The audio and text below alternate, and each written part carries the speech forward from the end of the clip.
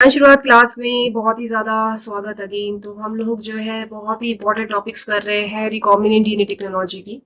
तो इससे पहले यहाँ पे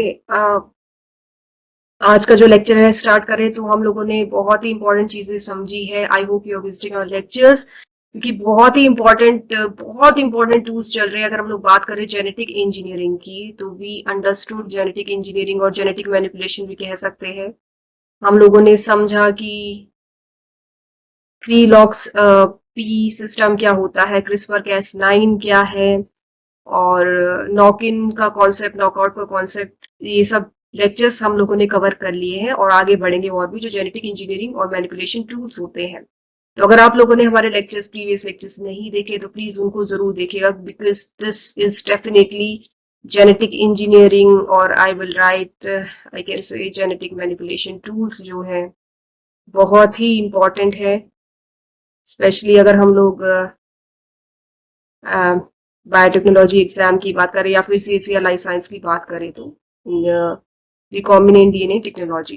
तो चलिए आगे बढ़ते हैं और प्रीवियस लेक्चर्स आप लोग हमारे जरूर देखिएगा। तो यहाँ पे भी आपको जो दिख रहा है, यहाँ पे जो है बहुत ही इंपॉर्टेंट एक जेनेटिक इंजीनियरिंग का टूल है, और वो है एफएलपी एफआरटी रिकॉम्बिनेशन सिस्टम। तो चलिए इसको समझते हैं, मैकेनिज्म क्या होता है। छोटे छोटे क्वेश्चंस पे बेस्ड बन के आ जाते हैं, आ सकते हैं, आगे भी आ जाते हैं और आ सकते हैं। तो FLP FRT system, which is basically as I stated कि एक जेनेटिक इंजीनियरिंग टूल है। तो इसमें जो है FLP, इसमें जो कॉन्सेप्ट होता है वो रिकॉम्बिनेशन का कॉन्सेप्ट होता है। तो FLP जो होता है, देखिए मैकेनिज्म समझते हैं। FLP जो है बाइंड कर लेता है बेसिकली FRT से। तो FRT यहाँ पे क्या है, FRT is FLP recombination target. इसका टारगेट है रिकॉम्बिनेशन टारगेट। तो जैसे ही एफएलपी जो है एफआरटी सीक्वेंसेस को रिकॉग्नाइज करेगा, उससे बाइंड करेगा, उसके बाद में हो जाएगा रिकॉम्बिनेशन। रिकॉम्बिनेशन किस किस के बीच में, यहां पे लिख लेते हैं, रिकॉम्बिनेशन बिटवीन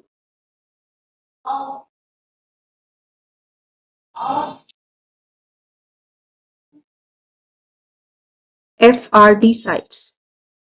सो वंस जब एफएलपी एफआरटी साइट्स को रिकॉग्नाइज करके बाइंड करेगा, उसके बाद में रिकॉम्बिनेशन होगी। और जैसे ही रिकॉम्बिनेशन हो जाएगा उसके बाद में यहाँ पे आपको जैसे दिख रहा है जो पर्टिकुलर, यहाँ पे weak inducible promoter we can see, this is promoter. और तो जैसे ही रिकॉग्नाइज किया उसके बाद में वो जो डीएनए फ्रेगमेंट है वो एक्साइज, वो बाहर निकल गया। तो इस तरीके से हमको जो रिक्वायर्ड डीएनए फ्रेगमेंट है वो मिला, मतलब जो हमको मॉडिफिकेशन चाहिए था जेनेटिकली। तो एक्सीजन हो सकता है डीएनए फ्रेगमेंट का उस पर्टिकुलर, या फिर इन्वर्जन हो सकता है डीएनए फ्रेगमेंट का, और इवन ट्रांसलोकेशन भी हो सकता है वो डीएनए फ्रेगमेंट का। तो इस तरीके से जो है एफएलपी एफआरटी रिकॉम्बिनेशन सिस्टम काम करता है, और हमको डिजायर्ड प्रोडक्ट जो चाहिए जीन का, डीएनए का, वो मिल जाता है। इसी के जैसा एक और होता है आरएस सिस्टम, इसी के जैसा ही है। इसमें भी कॉन्सेप्ट रिकॉम्बिनेशन का ही आ रहा है। और रिकॉम्बिनेज जो है, जो एंजाइम है, जो प्रोटीन है, जैसे ही बाइंड करेगा अपनी डिजायर, अपनी रिकॉग्नाइज करेगा उस पर्टिकुलर डीएनए सीक्वेंस को, सेम चीज हो जाएगी। क्या, जीन का, डीएनए का एक्सीजन हो जाएगा, या फिर साइलेंसिंग हो जाएगा, या फिर इन्वर्जन हो जाएगा। तो आरआरएस सिस्टम भी किसके जैसा मिलता जुलता है, अगर हम लोगों ने कॉन्सेप्ट समझा है, क्री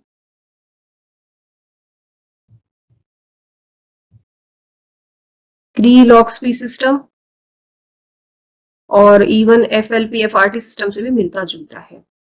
और आइसोलेशन की अगर हम लोग बात करें, ये जो रिकॉम्बिनेशन, ये जो प्रोसीजर्स है, ये जो टूल्स हैं, ये ईस्ट से निकाला जाता है। तो अब आप फर्दर जो है देखिएगा कि कैसे इनको आइसोलेट किया जाता है, किस तरीके से जो है इनकी जो हिस्टोरिकल रेलेवेंस है वो कैसी थी।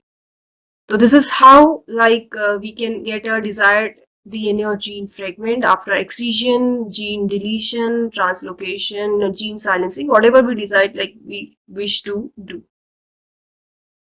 Next. अब यहाँ पे आपको दिख रहा है ZFN which is zinc finger nucleases और tannin. सेम चीज है देखिए। तो जिंक फिंगर न्यूक्लियसेस की अगर हम लोग बात करें तो जिंक फिंगर न्यूक्लियसेस जो है ZFN जिंक फिंगर न्यूक्लियसेस, तो इसके पास में होता है डीएनए बाइंडिंग डोमेन और डीएनए बाइंडिंग मोटिफ और डीएनए बाइंडिंग डोमेन कह सकते हैं, और एक कैटालिटिक डोमेन आपको दिख रहा है, यहाँ पे हमको दिख रहा है, and even it has got cleavage domain भी है।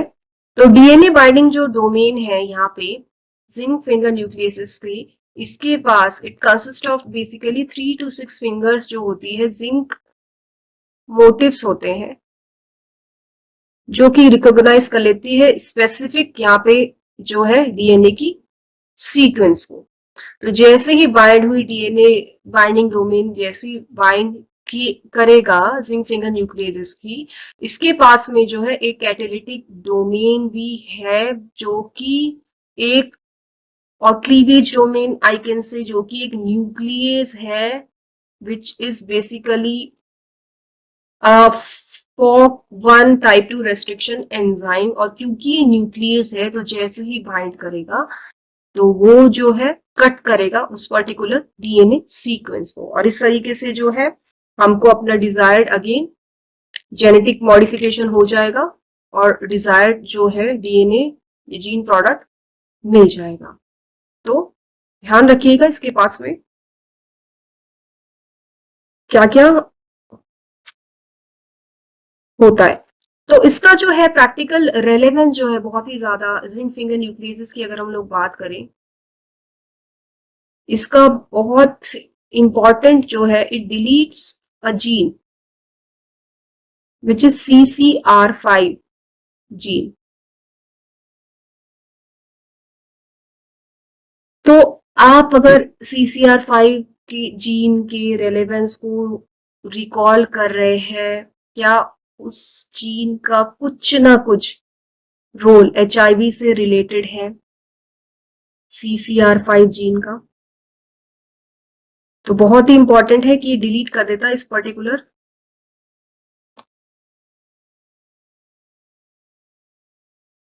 जीन को। तो ये जिंक फिंगर न्यूक्लियस का जो है application. So one more genetic engineering technique में आता है टैलिन, TALEN,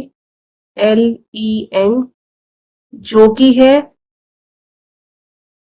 ट्रांसक्रिप्शन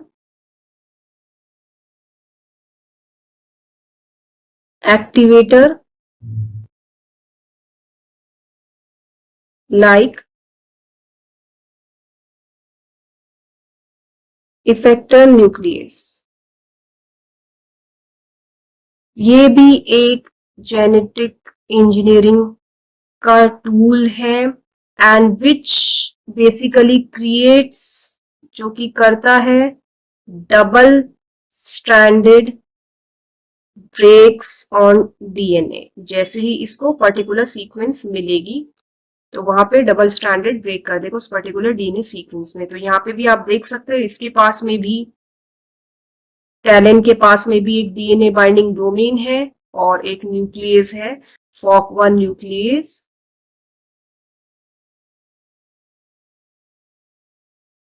तो जैसे ही वो पर्टिकुलर डीएनए की सीक्वेंस मिल गई, वो जो है it will create a double stranded break, and once double stranded break happens, उसके बाद में रिपेयर जो होगा, रिपेयर शुरू हो जाएगा विद द हेल्प ऑफ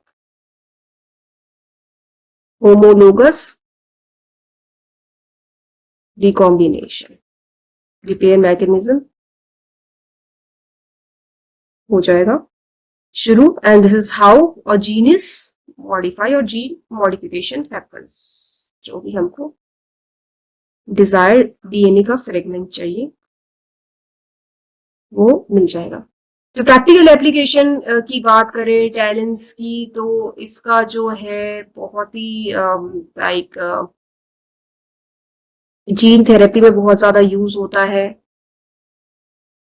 और स्टेम सेल थेरेपी में भी इसका, प्लूरिपोटेंट स्टेम सेल थ्योरी में भी इसका काफी ज्यादा एप्लीकेशन है। नॉकआउट नॉक इन का भी कॉन्सेप्ट हम लोगों ने समझा था, तो उसमें भी it has got a important role. Knock out और नॉक इन्स, क्रोमोसोमल रीअरेंजमेंट और म्यूटेशन, स्पेशली पॉइंट म्यूटेशन में भी है इसका रेलेवेंस। और सर्टेन टूल्स, जैसे कि आप जेनेटिक टूल्स बनाने में भी ये मदद करता है। सो फॉर एग्जांपल ज़ीब्राफिश में इसका प्रैक्टिकल रेलेवेंस देखिएगा। So this is like the very practical applications of tannin. So please आप अंडरस्टैंड कीजिएगा मैकेनिज्म, इनके प्रैक्टिकल एप्लीकेशंस क्या क्या है। पार्ट बी में स्पेशली इस तरीके के क्वेश्चंस बन के आ जाते हैं। ये जो क्वेश्चंस है पार्ट बी सी से लाइफ साइंस के हैं और गेट में भी इंपॉर्टेंट है। तो हमारे लेक्चर्स आप लोग देखते रहिएगा, आगे भी हम लोग बहुत इंपॉर्टेंट चीजें डिस्कस करेंगे। आई hope you understood this, thank you so much.